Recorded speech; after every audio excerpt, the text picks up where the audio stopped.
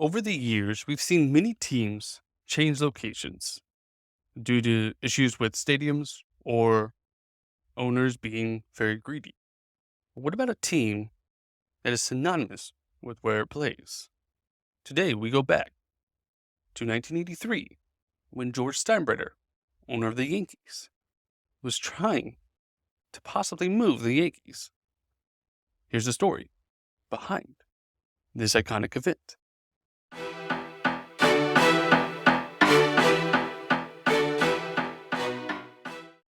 Welcome to Daily Sports History. I'm Ethan Reese, your guide to a quick deep dive into sports history every day. When you think of the Yankees, you think of New York.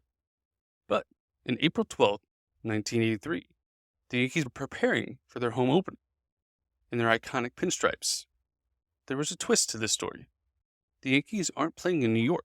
In fact, they're 18,000 miles away in Denver, Colorado. The house that Ruth built stands empty. How did this surreal situation come to be?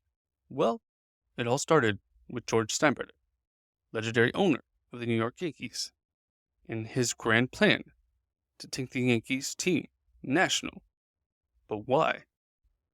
The story begins in the city of New York, discovering the cracks in Yankee Stadium's concrete and expansion joints, which led to concerns that repairs may not be complete in the time for the 1983 season opener.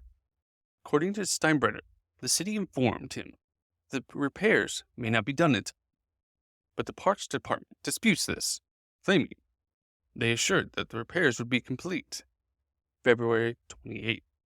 Steinbrenner decided to arrange alternative sites for the home series to open the season and settled on Denver, Colorado, the mile-high city.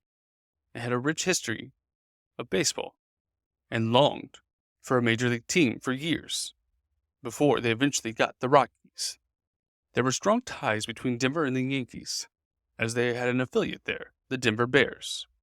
The idea seemed perfect for both parties. Denver had a stadium that could seat up to 80,000 fans, and baseball-starved fans were excited for the prospects of the Yankees coming to town. Influential friends in Colorado, such as Bob Howsam, a Denver native, who was the architect of the Cincinnati Reds' Big Red Machine.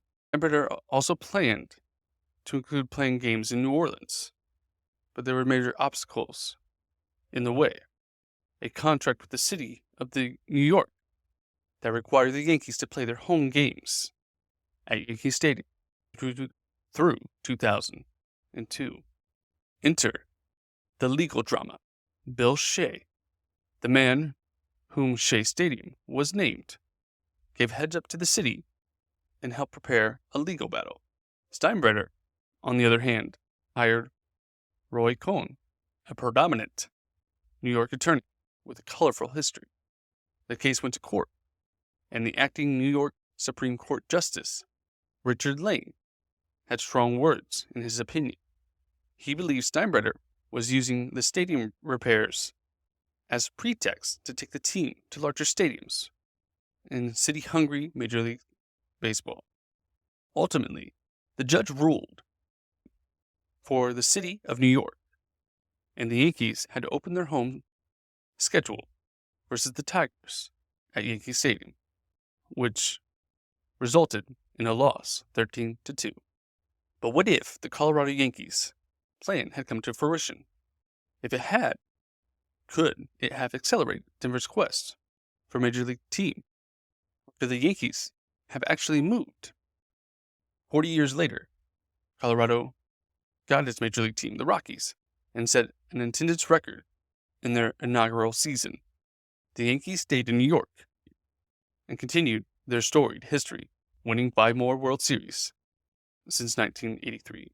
But Denver did receive significant contributions from the Yankees and a young right fielder named John Elway, who became a football legend. And the Yankees signed a slugger named Don Baylor, who later became the first manager of the Colorado Rockies.